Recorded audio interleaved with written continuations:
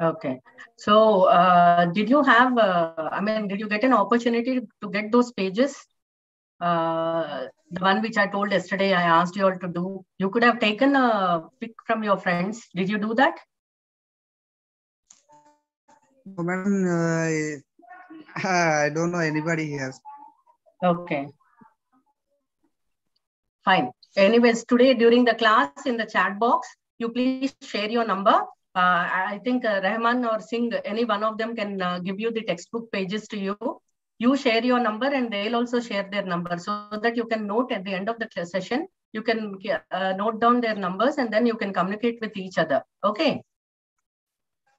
Okay, madam. Okay. Thank you. Fine. Yeah. So I think your friends will take some more time to join in. Let them join because the class begins at 1 o'clock and we have 2 units to complete. So 1 hour time is not enough because I can't be doing it in detail. So we shall begin now.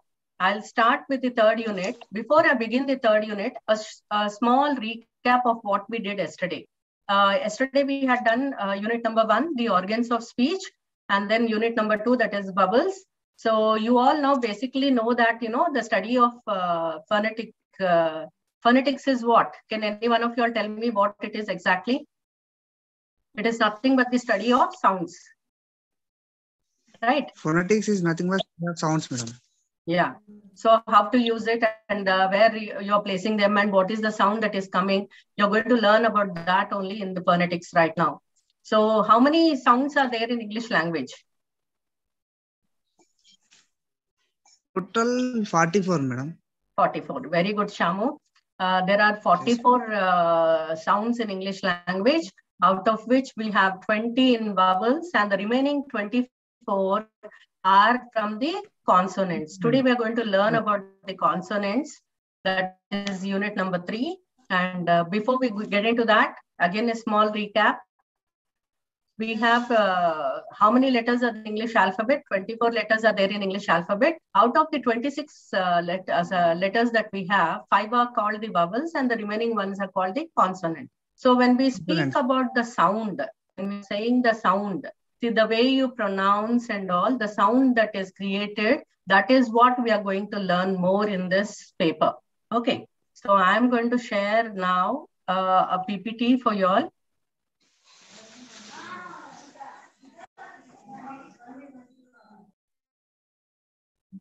Yeah, is it visible? Yes, madam. Yes, okay. Now this is block 1. There are 3 units in block 1. We have completed 2 yesterday. This is the 3rd one, which we are going to, we'll study about this today and then go to block 2. Now, so we all know that the consonant sounds are produced when the air stream is moving out of the lungs. Most of the languages that are spoken all over the world, the languages, the sound is produced only through the airstream. That is when from the lungs, when the oxygen is absorbed and the carbon dioxide is given out, during that period, we find the sounds are made. And these sounds are, most of the languages, they use these sounds only. And there are few words that make, that are made, the sound is made only when we inhale. Okay. So there are 24 consonant sounds in the English language. There are 3 important criteria which plays an important role in the articulation of all consonant sounds. So how is this sound made? So wherever this sound is made, there are 3 important things that we all need to remember. What are they? The place of articulation, manner of articulation, and the state of glottis. So I told you the important part is you have the glottis over there where, it is in between the vocal cords. And when it is closed, there's a lot of vibration happening and a lot of sounds come through that also. So these 3 things are very important for us to know. All this content regarding these are there in your textbook, but the pics of knowing where the place of articulation happens is not there. So I picked up all those pics for you all. Just look here. So this is visible for you. We have different places of articulation. So these are named over here. We have glottal, velar, that is that part, the upper part over here. the palatal. Palatal is inside our mouth, the upper part. Then post-aloevelar, aloevelar, bilabial, labiodental, and dental. So you can see all the parts over here, the places of articulation where sounds happen and the letters are said in a different way. So what is the first one that we are going to learn here is the bilabial. The bilabial consonants occur when you block or constrict airflow out of the mouth by bringing your lips together. So let us say this word, purse. When you're saying P, your lips are together. Yes? Yes, madam. Yeah. So the next one, rap. When we say rap, the P is also closing our lips. So try to say these words, back, cab, mad, claim. So whenever you say this word, the last word of the consonant, your lips are coming together. So this is how the place of articulation is very important, and how it happens is also simultaneously you're learning together. Got it? Now coming to the exactly where this happens is here, your lips. Can you see in the diagram that is the arrow is marked? Those are your lips which come together. Okay. Okay, madam. The next one is the labiodental. So now let us learn about it, and then I'll show you the diagram. These consonants occur when you block or constrict airflow by curling your lower lip back and raising it to touch your upper row of teeth. So how does it come? Fro. Just say you're touching your upper teeth. The lower lip is going in and touching the upper teeth. Calf. Wine. Have. Yes? Did you observe that? Yes, madam. Yeah. Lower lip is touching that. Yeah, lower lip is going up and touching the upper teeth. So this is how it happens inside in the mouth. Now coming to the dental part, the dental consonants occur when you block or constrict airflow by placing a slimy tongue against your upper teeth. So let's say this word and see, thick. So your tongue is touching the backside of your upper teeth, right? Yes. Yeah. Bath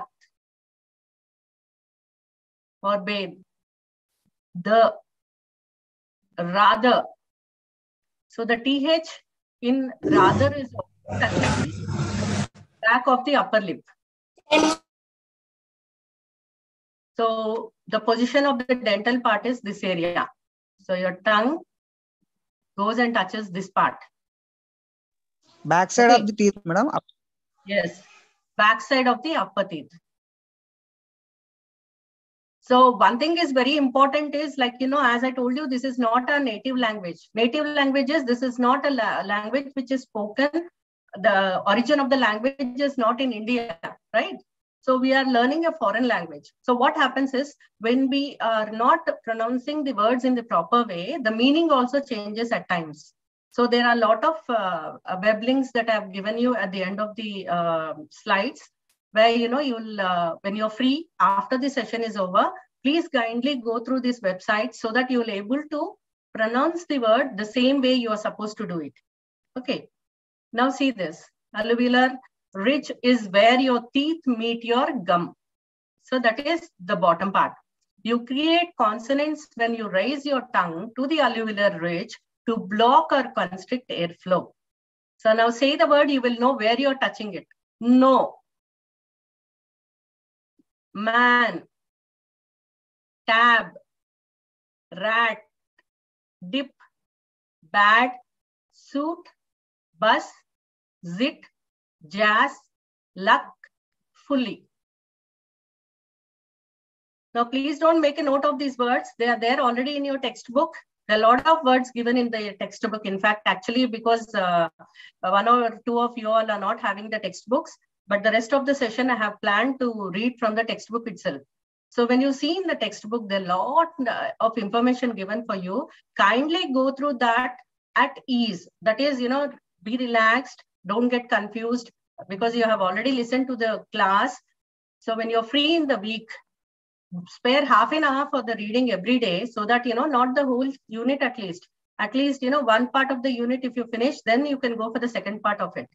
And try to do the exercises which are given there. Test your knowledge, whatever it is named as over there. Please do them. And the answers are given at the end of the unit so that you can cross-check if you're answering the right way or not. So this is where it is you're going to touch. Yes, the arrow is marked over there, so it is easy for you to understand where it is. Now the post-alveolar, when you retreat your tongue back just a bit from the alveolar ridge, the sound changes enough to be recognized as distant consonants. So post-alveolar consonants are those that occur when the tongue blocks or constricts airflow at the point just beyond the alveolar ridge. The post-alveolar English consonants are as follows: short, short, brash, vision, measure, chick, match, jam, badge. So when you're practicing this activity or reading the textbook, I request every one of you all to repeat the sounds louder so that you can check later whether your pronunciation is right or wrong. Now this is the position of the post-alveolar.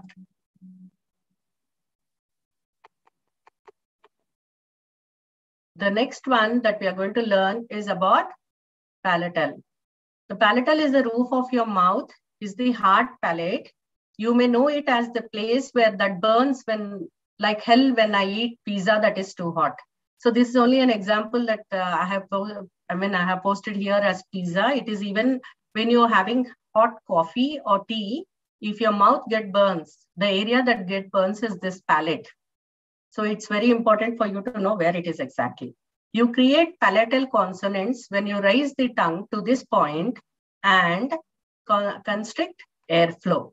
English has only one palatal consonant, as in yes, Bayou. So try saying these words and then you will know where it is exactly. Now this is the position where it is. The mouth, in the diagram, the mouth is not open, but is the inside part on the top. Okay, that is where you have this palate. So now let's speak about the velar. Behind your hard palate, you have the velum or soft. See, if you move your tongue inside your mouth, you have immediately on the top, you feel hard, bony like thing. And then little back, you try to push your tongue inside, you will find soft tissue over there. This is where, these sounds are made. The velar consonant sounds are made. You raise the back of your tongue to the velum to block or restrict airflow. English has the following velar consonants. Going. Just say that going. See that when you're saying in, your tongue is touching the soft tissue. Uncle. Right? Kite. Back. Good. Bug. Wet. Forward. So even the diagram that I'm showing, is the mouth is not open, but that is where it is like. End of this, the upper hard part, behind you have a soft tissue. That is where the velar is. Now we'll learn about the glottal. The glottis is actually two vocal folds. It acts as a sort of a bottle cap to your windpipe. So this closes when, yesterday we have discussed, it is all the time closed when we are sleeping or when we eat and drink. This is a main organ which stops the food from entering into the windpipe. So this is very important place. Inhale and then hold your breath for a few seconds while keeping your mouth open. What you are actually doing to keep the air from expelling out of your lungs by closing your glottis. So these consonants, this is only an exercise for you to, activity for you to understand how it functions actually. So glottis consonants actually aren't actually consonants. They just play consonant roles in a sentence language. So basically they are not consonantal sounds, but they only play a role in the language. In English, these things happen when you say hi. So just imagine how the sound is coming out. Okay. So this is only an example for you all. So what time is it? So when you say t, that is where, the glottis is closed. So these are mentioned even in your reader. When you're reading your textbook, I request every one of you all to say the words loud so that you will know where exactly what is happening inside your mouth, right? Now, this is the position of glottal. And here are your few important links that I have given. This is for place of articulation. Now, we have already learned at the beginning of the lesson, this unit, that place of articulation is important. At the same time, manner of articulation is important. Manner is nothing but how it happens. Yeah, Mugisha, any doubt? Please do ask. Ma'am, you didn't explain Plato-alveolar. Yeah, that's there in the textbook. I couldn't find the pic. I'll come to the textbook. When I'm coming to the textbook, I'll speak about it. Okay? Okay, thanks. Yeah. So when the place of articulation is very important, where it is happening. So these are few sites I would like you all to visit and go through these links. They are there in YouTube also. You can go understand it better. And then you have manner of articulation. These are few websites and 2 videos which I want you all to watch. Okay. This would be only later you can do this part. So now I'll stop sharing it and we'll go through the textbook. So there are 1 or 2 things that I missed out in the presentation, which we will be discussing. Yeah. As Mugisha has already told, we have, there is a table in your page number 44. I request everyone to open your textbook, page number 44. There's clearly a table given here, where in the table they have given the consonant name, that is the place of the articulation, active articular. So we have learned yesterday about the passive and active articular. Just for a recap, I'll again explain. Active articular are those organs which move and actively participate. For example, our lips. See, you can see, you're watching me, my video is visible to you, and you can see that while I'm speaking to you, my lips are moving. It is only the lower lip which moves more than the upper lip. Upper lip is fixed. So this is a passive articular, whereas the lower lip is an active articular. I hope it is clear for you guys. So they have given you in the table, the consonant, the place of the articulation, the active articular, the passive articular, and the example of the consonant, the letter which makes the sound and where it makes exactly. Now, just now Mugisha has asked me that you haven't explained one part. So that is Plato-alveolar, which is, blade and the front of your tongue. So front of your tongue, that is the tip of your tongue. That is the which is an active one, and alveolar ridge and the hard palate. So when we say this sounds, just see when I'm talking to you, there are at times my tongue is going and touching the back of this particular thing. So this is not exactly the upper teeth, but a little bit on the over that it touches. That is where it comes. So the symbols are given for you there. It is tiff, tiff. See, the tongue goes and touches there. So just try practicing more letters. When you see the other videos that I have given you, the links, you will understand it better. And you have check your progress immediately in the next page. I request every one of you all to please do this. This is very important for you. You would understand the lesson better if you do check your progress. That is, when you try to answer after doing a reading, you will know which you did not follow, and you will learn how to do it. The answers are very well given at the end of the unit. You can cross-check with that. Now, coming to the manner of articulation, which is very important for us to know.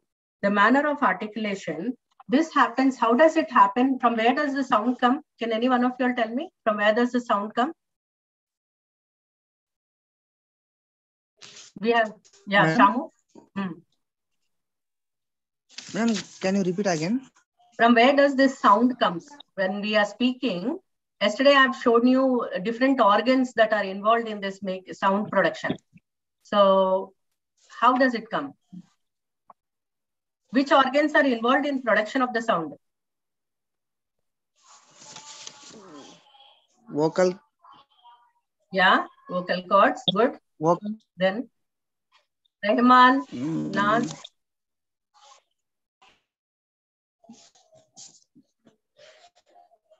Your mouth is important. Please remember, your mouth is important. Glottis, the foot pipe is important. Lungs is very important. The first major thing we have learned is it is only to pulmonic airstream when we inhale and exhale. So more sounds are produced only when you are exhaling.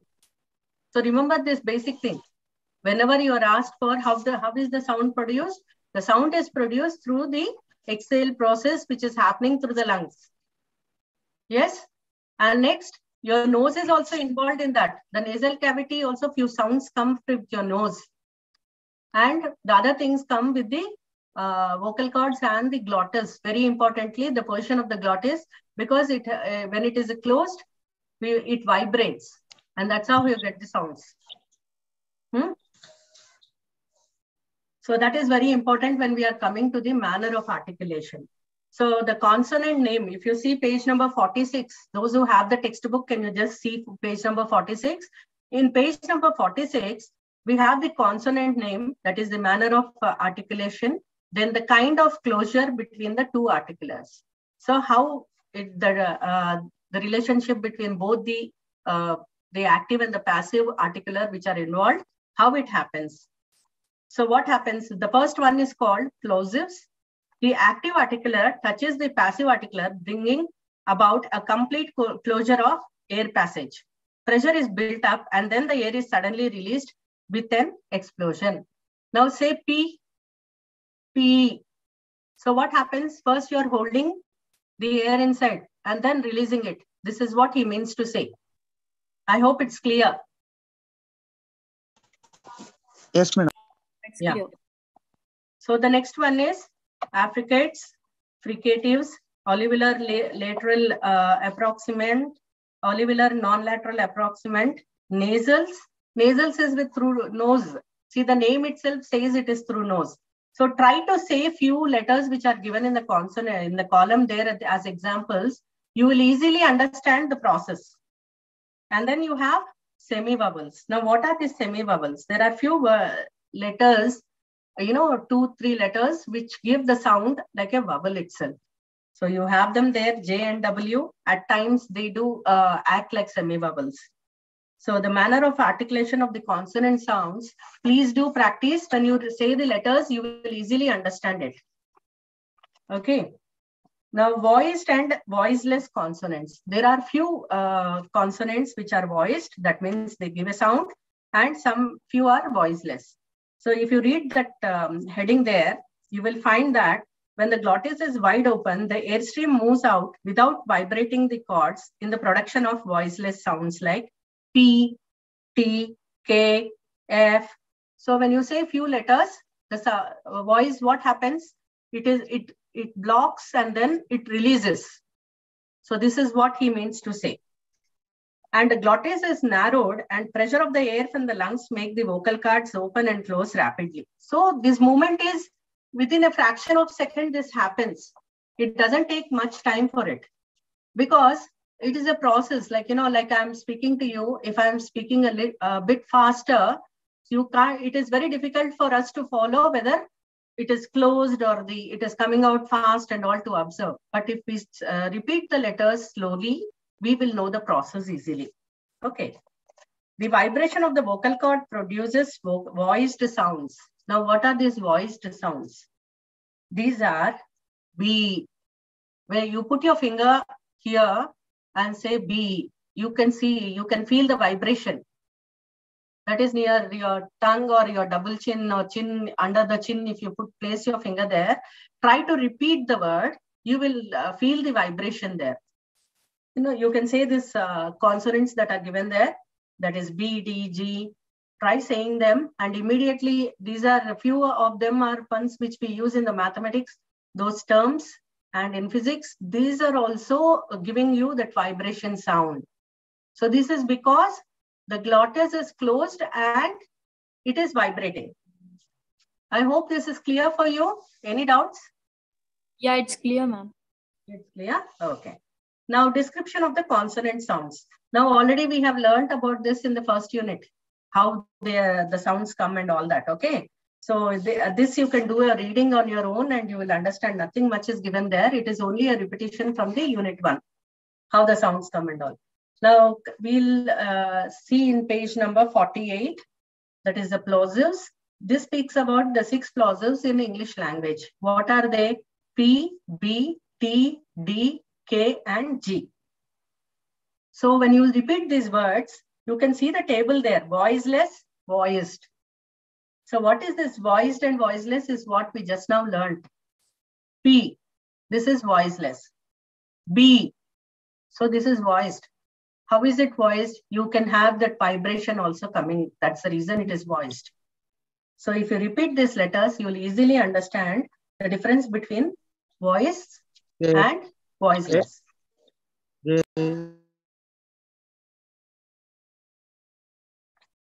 Now coming to the next topic, it is bilabial plosives.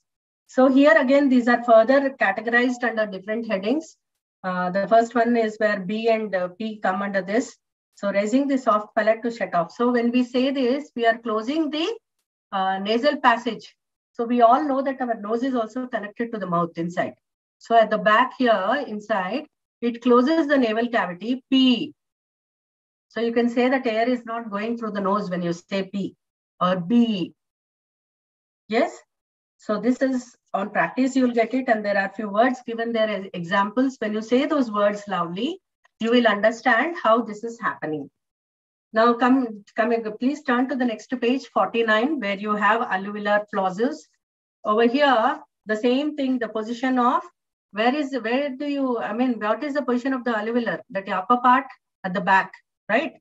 So there again, when you say T, where is your tongue? D, right? So here, he's explaining the process and how the air comes out of the lungs and what holds and all that it's described. You can do that when you're reading it. And the third one is the velar plosives. These are also K and G. When you say that, what happens is described there. There is check your progress. There's a small exercise for you all. I request every one of you all to do it without looking at the back first. Even if you have not understood, please do a reading of the unit once and then try to answer and then finally check the answers at the back. Now, please turn to page number 50. This is 51. We have Affricates. Shamu, I think you can share one of you all share your number to Shamu because he doesn't have a textbook. You can at least send him some pics of the pages so that he will be able to prepare at least. So the articulation of tough and duff sounds involve the raising of the soft palate to shut off the nasal passage completely. The tip and the blade of the tongue make a firm contact with the alveolar ridge, and at the same time, the front of the tongue is raised towards the hard palate.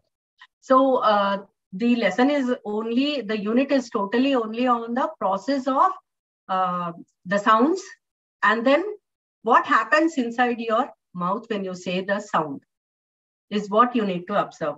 Okay. Then coming to the fricatives, that is in 52 page. These are nothing but, these sounds, F. When you say that F, the lower lip is going behind the upper teeth. So this is voiceless and the glottis is not involved over here. So when you say few words or the few symbols, there are few symbols given there. When you say those symbols again, your glottis is closed and it vibrates. Okay. Now, labiodental fricatives is also the same thing. It is about the articulation of F and V. So then dental speaks about theta. So these also when you say where the position is and how they are used, right? Now the next, I think the next two other things which are given to you, you can do a quick reading on that because we are running out of time. Half an hour is over and I need to do the next unit. The nasal one is also very simple, children. That is the sounds which we make using our nose. So you can give a quick reading for that. Any doubts, as I told you, we'll be meeting up for the next, another 8 days we'll be meeting up. Any doubts in the week after, next Saturday when we have the class. Before that, please read the 4 units. I'm going to finish today unit 4 also. So I request every one of you all to go through unit 1, 2, 3, and 4.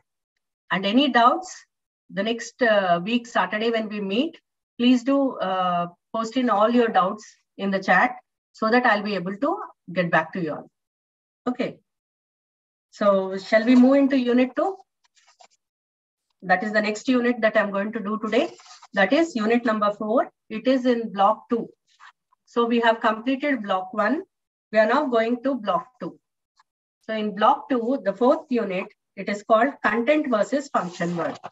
So this is, this lesson is something very interesting. So which will help you to learn and understand a lot of things that we do practically in our daily life.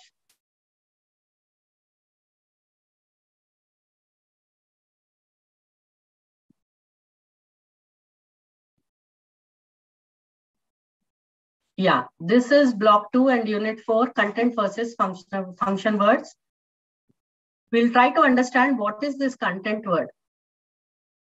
See, yesterday we were speaking about, we tried to tell few words, a few of your friends were there to read the words in the table that I had shown you, the phonetic table. And let's see this word. A word is made up of 1 or more syllables. I need two friends of you all, whoever it is, please try to read the word here. The first word. Ma'am, it's not visible. It's not visible? 1 second. And do it again. Is it visible now? Yeah, it's visible. Yeah. I want you to read the first word here. Example. Cat. Cat. So only a single sign has come there. What is the next word there? In the example after cat? Beautiful. Beautiful. Beautiful. So how many sounds can you hear in beautiful? Beautiful. 3? Full. 3, madam. 3. 3 sounds. Yeah. So syllable is nothing but it is a word or a part of the word which contains 1 vowel sound. So like you said, cat. Yeah. Right? Beautiful, which is having 3 here. So these are the syllables. So this is called a syllable. For example, you have here mat, which gives 1 word sound. Mattress. So 2 syllables over here. So is it clear now what is the syllable? Yeah, it's clear. Yeah. Now let us go into this connected speech. Connected speech is an utterance made up of several words. So like, when I'm speaking to you, it's in a flow that I'm speaking to you and I'm trying to explain something to you. So what is happening here? I'm using a lot of words. There are several words that I'm speaking when I'm speaking to you. That is called the connected speech. Content words are also known as lexical words. Now, these are very important that you're going to learn now. The content words are called lexical words. Someone please mute your thing. The sounds are audible from the background. They carry the meaning and also enable you to form mental images. So that means you are imagining after hearing to those words. What are these words like? I have given 3 examples here. One is hospital. The moment we hear the word hospital, you have an imagination saying that, there are beds in a row with white, mat, blanket on that. And you have people sleeping over there. You have nurses and doctors attending them, right? So when we speak about a chair, your imagination, you will think about the chair in your house And when we speak about pencil, there might be different companies of pencils, but we will definitely remember a pencil over there. So these are called lexical words. So I'll also explain something. Lexical is nothing but, sometimes, let's say I give you an example, like I say classroom, and I ask you to give me the lexical words that I used in a classroom. Can you tell me what are the lexical words that we use in a classroom? Board. Blackboard. Very good. Chair. Table. Benches. Chalk. Yes. Very good. Mark. Yeah. You have doors, windows also in few schools, and nowadays you have classrooms, you have even AC also few places. So these are all lexicals connected to classroom. So this is what it is you have to understand. Please understand that content words are also known as lexical words. And when any lexical word, when you think about it, you have an image in front of you. That means there is a shape for that. Okay. Let's say, I'll give you a word like is, is. Can you imagine something in is? No. No. Yes. No, madam. Yes. Very correct. So these are called structure words. Those you cannot imagine anything. These words do not carry any meaning in isolation. That means individually also you put them separate, they do not carry any meaning. These are called structure words. They're also known as grammatical words. So they have two names here, the grammatical and structure. They're auxiliary or helping verbs. They might be prepositions, articles, conjunctions, personal pronouns, and relative pronouns. Example A is as the. So these, they do not carry any meaning separately or individually. Or isolation is nothing but you are put. Nowadays, we all know this word very much because of COVID-19. Isolation is very much understood by people. So, if you're left alone also, this word doesn't have any shape or it doesn't give you any image. So such words are called structure words. Now let us look at this other forms of words, structure words. The structure words are further, they have two qualities. Structure words have two or more qualitative differences in the vowel sound and quantitative difference in the vowel length pattern, depending on whether they are unaccented or accented. So these are like, when you speak about any word, when you stress on the word, when we speak and put some stress on that, what happens? That means I'm putting an emphasis on that particular word. So that stressing and unstressed words, they give different forms called the strong and the weak forms of a structured word. As we do look into examples, you will understand it better. We usually use weak forms when we use grammar words, such as prepositions, conjunctions, and articles. Weak forms usually sound like e, they sound like a. So when we say fish and chips, we usually say fish and chips. So and is not told completely. Please understand this. We don't use say and the whole as it is. Fish and chips. So when you listen to English songs, if you observe, you take the lyrics to one side and then listen to the song, looking at the lyrics, you will find that lot of words, they are not stressed out. So when they are not stressed out, they, unstressed words, these are the words which are weak. Now let us look at this example here. I am Indian. When I say this word, I am Indian, I am stressing on the word am. I am Indian. I am Indian. Do you understand the difference here? This is the strong form, the first one, I am Indian, and I am Indian is the weak form. So we have, there are many words in English which have weak forms. Okay. So here I have one more example for you. I got new dress. So when you say this, A is not properly told. So in spoken English, we have lot of weak forms and they cannot be accepted as rules as such because in spoken it is accepted. But when you're coming to the grammatical part in English, grammar is very important when we frame sentences. So please do understand, when we are dealing with the grammar part, we need to be more specific about the forms of the words. Okay. Now still more, this is one example that you need to know. The most common sound in English language is the chwa. Looks like it. It is also the most common weak form.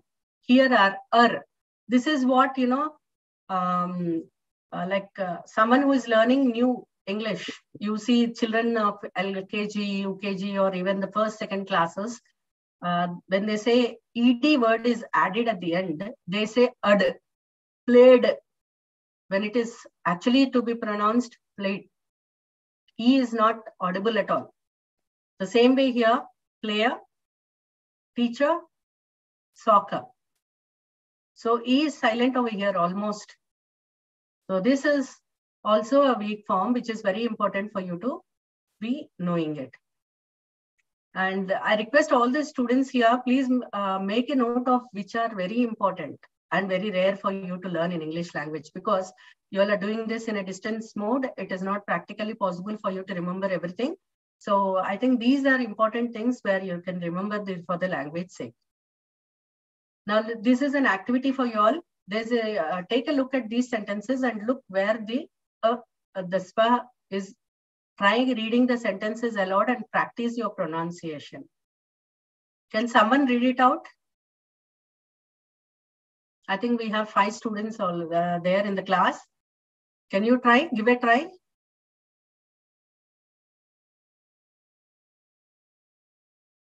I'll just read out the 4th sentence. Yeah, someone is joined in. Good.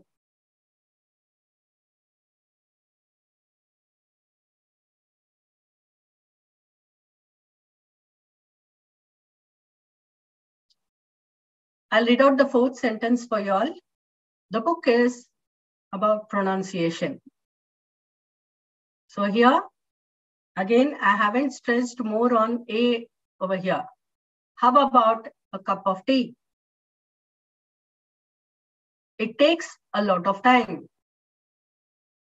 So this is where it is like, please do understand and practice this. This is there in your textbooks too. Contracted forms. Now we'll come to the contracted forms. Now, just a recap, we have done what? Can you tell me what is the first word that we learned over in this class?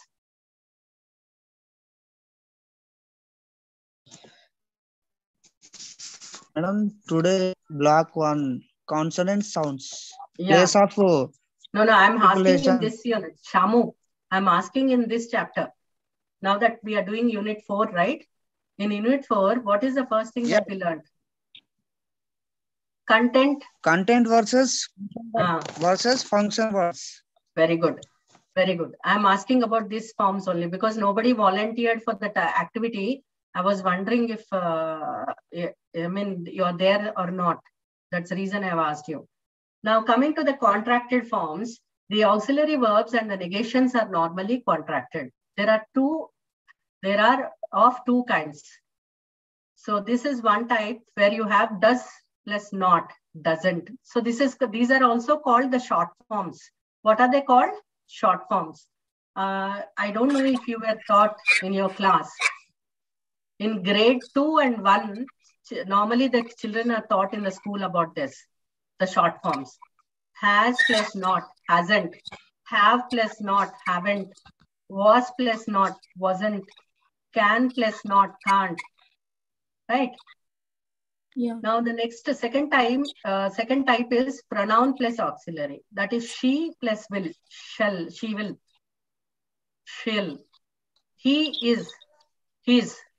It is, it's. They are, they will. Right? Yeah. So I hope this is clear. Yeah. And now, yeah. Now we'll learn about the most other important topic in this lesson is about rhythm. Rhythm is a recurrent pattern of relatively strong and relatively weak syllables. Now we know what is a syllable, right? I told you when we may say a word, the sound that is coming, if it is a single sound, it is called a syllable. So it can be different. Each word can have either 2 syllables or 3 syllables or 4 also sometimes. So the strong syllables are stressed. and the weak are unstressed. There are two types of rhythms, the stress timed rhythm and the syllable timed rhythm. In English, has a stress timed rhythm. So we are going to learn only about these things. The time interval between any two stressed syllable is isochronism. So let's get back to, I'll just stop this share. I want every one of you to open your textbooks. There are few links over here. Please make a note of the links. This is very important, where you can understand the strong and the weak forms of the words. If you're done, I will stop sharing it. If you have copied this. Copied? Yeah, good. Yeah. Now I want you all to open Unit 4, page number 67.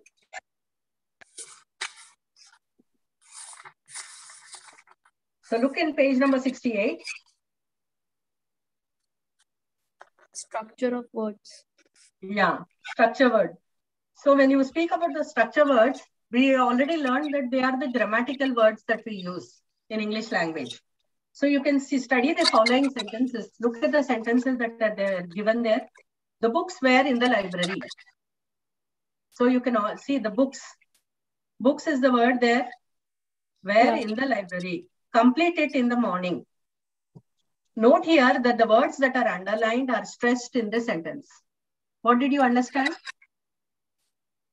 The books were in the library. So what is the, where are you stressing? Only two words you are stressing in the sentence. That is the books and library. Right? So what they mean to tell you is the words which are stressed out over here, they are the ones which are very important. That is the strong and the weakness, weak words. How will you know which word is strong and which word is weak? When it is stressed, it is strong. If it is unstressed, it is a weak word. Got it, children? I think it must be very clear for you all. Yeah. Right? Yes.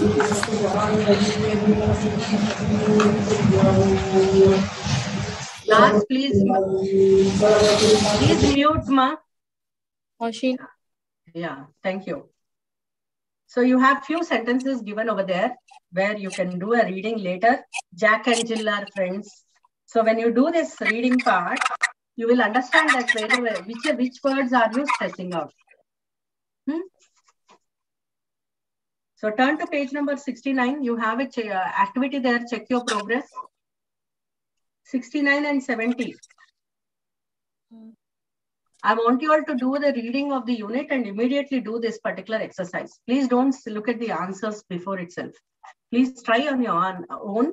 When you are unable to do it, then try to look at the answers or the key which is given at the back. Now, strong and weak forms of the structure words, I've already explained to you. But if you want to understand each article in detail or the auxiliaries which are given in page number 71, please turn to page number 71. Am I audible now? Yeah. Okay. Page number 71 and 72, you have list of words over there, the articles and the auxiliaries. This is strong form and this weak form is also given over there. You can go through the symbols. You'll try to understand those things. The conjunctions and the prepositions are also given. Okay. And the structure words in speech is also given there. A list is given for you all. You can also go through them and try to do the exercise which is given in Check Your Progress so that you will understand better. If you haven't understood, please do a second reading again and try it out. Okay. The contracted forms, just now I have done the contracted forms. These are the short forms. All are given there in your reader.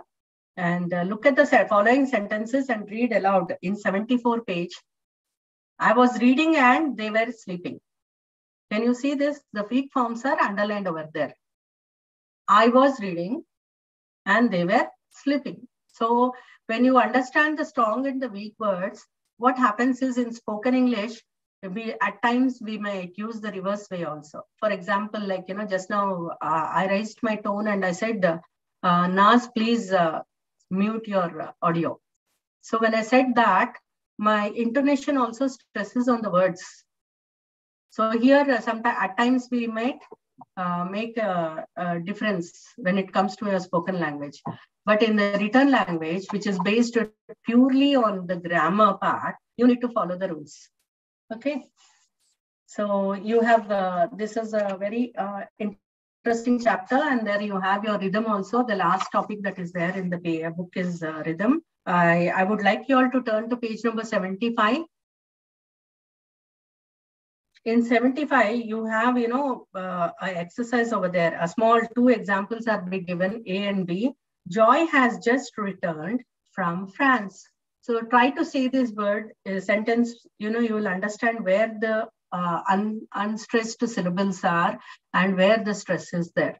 So you can use the symbol there and point it out on that also, where you are stressing it and where you are unstressing it. Okay. So there's a second example there. My son has arranged for my return journey. When we say return journey, where am I stressing more on turn, not re? So try to say these words. When you repeat it, you will understand that this is, this is very important to understand in English language, that stressing is important. So when we speak about the way you speak English, that is very important. For example, I would ask Shamu to speak a sentence now. Any sentence of his own. Give a sentence example. I was waiting for the bus. Yeah, I was waiting for the bus. So that's a very good sentence. Mugisha? Yeah, ma'am. In any sentence of your own.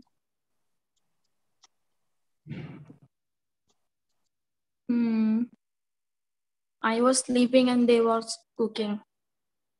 I was sleeping and they were cooking. What else? Yeah, that's a good sentence. Anybody else? Naushin?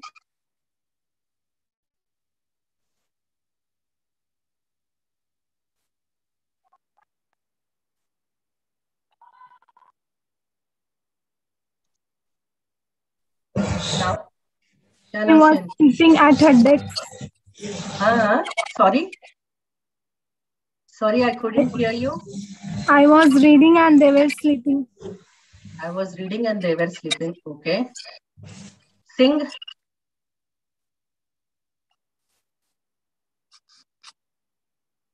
Sing.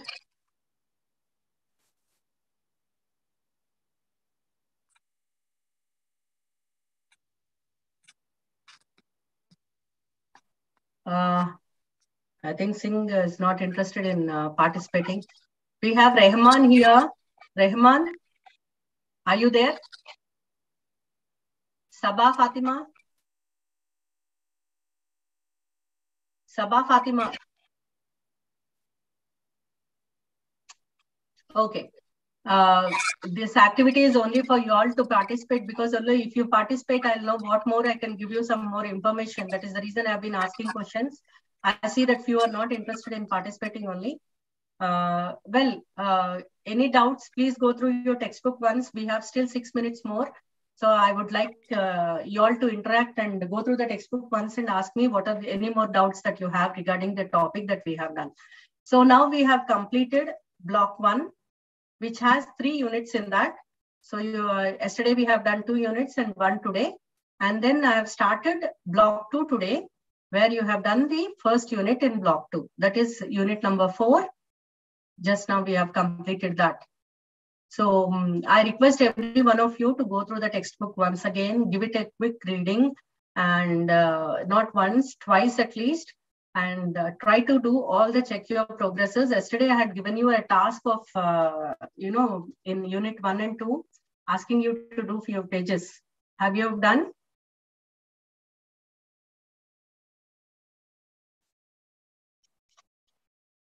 Oh, so I think all of you are busy working some places, so you may not be finding time to go through this particular thing.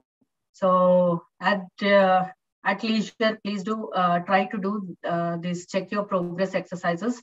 Try to answer them in the weekend, this weekend, before the next weekend.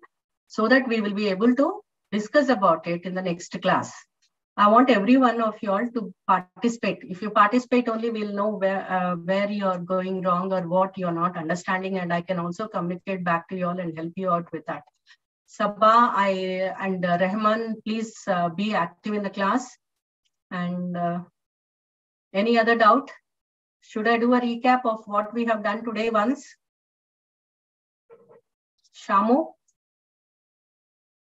Yes, madam. Can we do a recap of what we did today?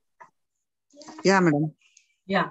What did we speak about? The first unit that we did was consonants. So how many consonant sounds are there in English language?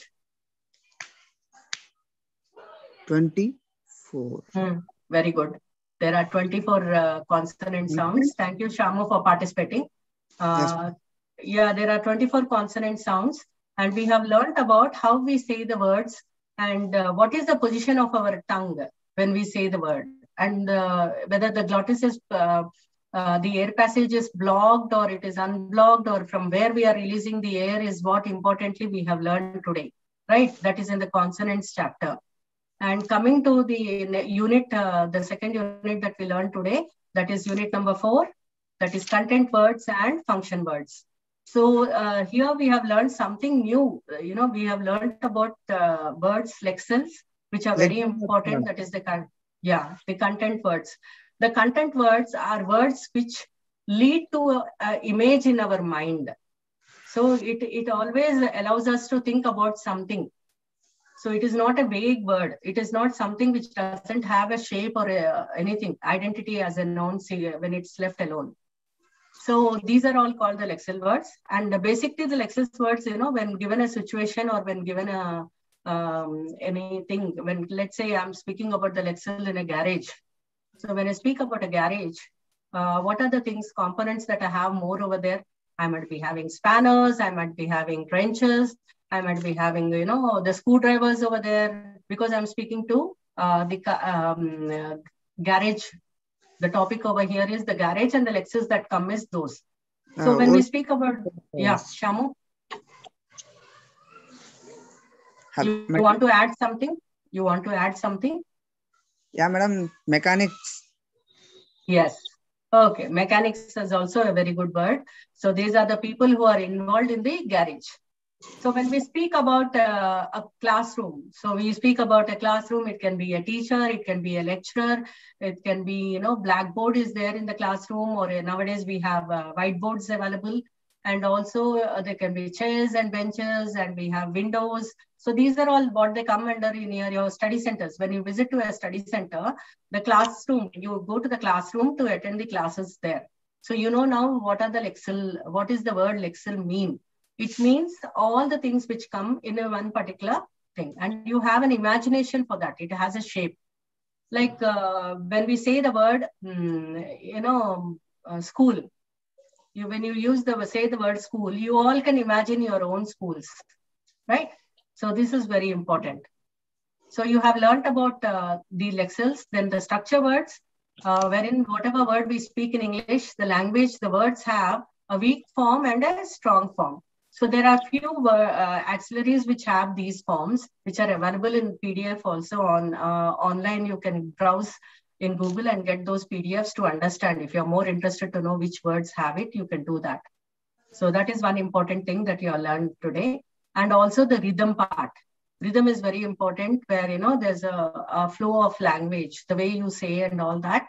And the accent is very important. At times, the accent changes the meaning of the word also. So, we should know where to stress on the words that we speak and where not to stress. So when I'm saying this sentence, when I was saying this sentence to you, you heard me stressing on few words. So that's very important. I hope both the units are clear to you all students. Try to do the check your progress. We will have a small discussion next week when we meet on Saturday. Same time, same ID. Okay, take care. Thank you. Thank you, students. Any feedback from your end? Madam, you said that I have to share my number for the details. Yeah. I just wanted Rahman to talk, might be, or Singh to talk, so that they will help you with the textbook. Like, looks like nobody is responding to that. Okay, Shamu, just note my number. You can give me a call and I will send you a pics through WhatsApp. Okay, madam. Yeah, please note my number, 7799 7799 017 017 459. 459. Yeah. Yeah. Thank you, madam. Thank you. Yeah, thank you. Take care. Okay, madam.